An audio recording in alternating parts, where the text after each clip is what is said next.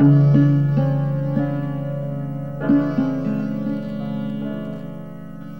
the year 563 BC, a prince was born in a town near the Himalayas in northern India. That town, Lumbini, is now in the country of Nepal.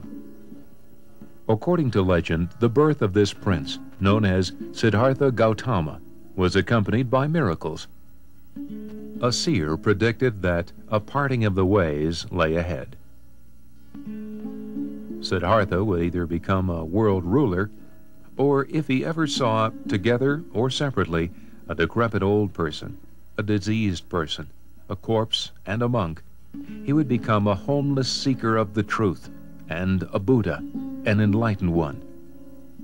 His father, the Raja, did not want his son to become a religious leader, so the prince was brought up in palatial luxury and protected from knowledge of the outside world. He married young and had a child. Finally, however, he went out into the streets among the people and for the first time looked upon old age, illness, and death. He sought out the nature of old age, of sickness, of sorrow, and of death. Siddhartha then came upon a Hindu holy man and was deeply impressed by the sadhu's calm and peaceful nature. As a result of this encounter, at the age of 29, Siddhartha left his home, his wife and child, and the promise of earthly power and glory. He took to the roads of India in search of the truth about human existence. The prevailing religion in India at that time was Hinduism, a religion that worshipped many deities and believed that living a life of extreme hardship was the way to gain spiritual merit.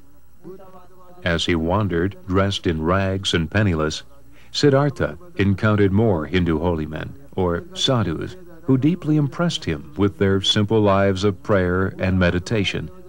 They lived as ascetics, having devoted their lives totally to God. He spent 5 years practicing extreme austerities, sometimes eating only a single grain of rice in a day, and living without shelter. At the end of this time, he realized that he was no nearer to his goal of attaining knowledge and wisdom. He abandoned the austere path of the ascetic and sat down in the shade of a bo tree to meditate.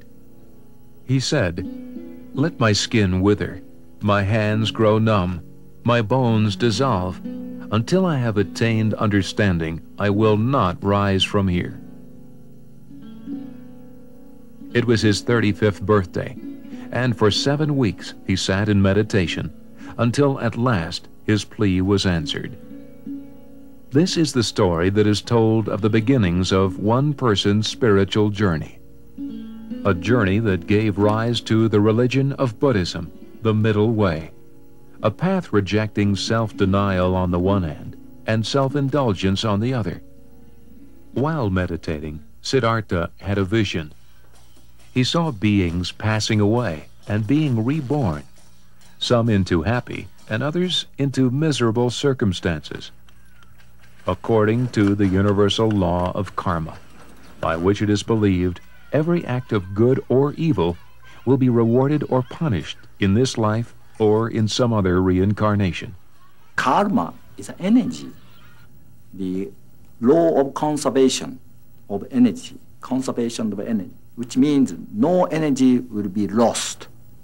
So no karma will be erased, no karma will be disappeared. So what I say now is eternally recorded. What I think now will be eternally recorded.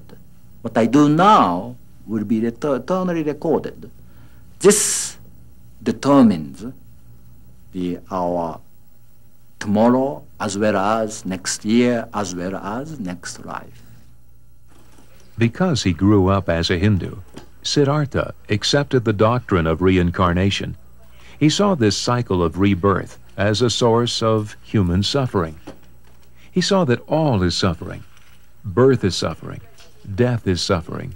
Life itself is suffering. The end of this suffering then was nirvana, that is, escape from rebirth. To be sure, nirvana could not be achieved in this world. But by attaining a state of bliss, the contentment of no longer worrying about oneself, a person could escape the pain of life. I think the fundamental wisdom of the Buddha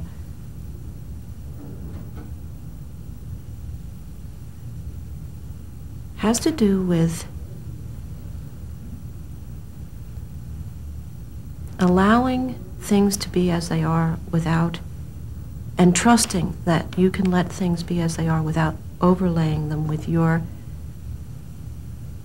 concepts. The Buddha's discovery was that we don't have to create our own world. It's actually, there is a world that doesn't exist in our minds, that just exists. And you can trust that. You don't always have to be manipulating and editing and doing all these things to keep yourself from being harmed or to keep yourself having a great time. He said, if you are always trying to be comfortable, if you're always seeking pleasure, and you're always trying to avoid discomfort, if you're always trying to avoid pain, you're never going to have profound happiness or joy. Because there's this sense that you just want to have things on your own terms, and you'll manipulate it as much as you can so that it comes out your way. Well, imagine there's billions of people on the earth. If each one is trying to manipulate it so it comes out on their own terms, there's no way. You know, that ends up in wars. That ends up in all kinds of unhappiness. As the Buddha, the enlightened one, Siddhartha Gautama began his teaching. In his first sermon, here in the Deer Park, near Banaras, India, he taught that what he had discovered was the noble truth of the way that leads to the cessation of pain. The noble eightfold way. Namely, right views, right intention, right speech, right action, right livelihood, right effort, right mindfulness, and right concentration. For the rest of his life, the Buddha traveled from village to village, teaching his eightfold way. The Buddha died at the age of 80 in the home of a friend who had unknowingly served him a meal prepared with poisonous mushrooms. At the end, he uttered these comforting words. In all of his lifetime, 2 meals stood out as supreme. One was the meal he ate before he sat beneath the Bo tree, after which he received enlightenment. The other was the one he consumed at the home of his dear friend, after which he would receive nirvana. Long after the Buddha's death, his teachings were assembled by his followers into a collection called the Tripitaka, or 3 baskets, for the writings were made on palm leaves, like those used in basket making. Following the Buddha's death, his disciples continued his work, and this widespread religious fervor resulted in a creative outpouring of great works of art. Today, Thangka painting is a beautiful form of Buddhist art. These paintings depict events in the life of the Buddha and are used as objects of meditation. Some Thangka paintings are so detailed that they are painted with a brush of only a single hair.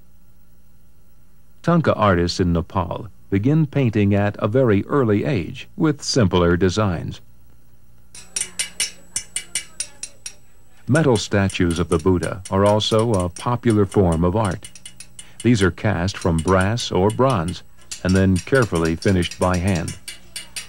Animals figure prominently in the Buddhist faith, reflecting the belief that all life is sacred. They are the subject of sculpture and are found at temples where they are fed and well cared for. Sacred mounds or stupas, such as this one at Kathmandu, Nepal, were built to contain Buddhist relics and remains. Many of these stupas were built as Buddhist missionaries spread the faith to other lands. These missionaries carried Buddha's story and his teachings throughout the world. Today, more than 250 million people follow his path to enlightenment, the middle way.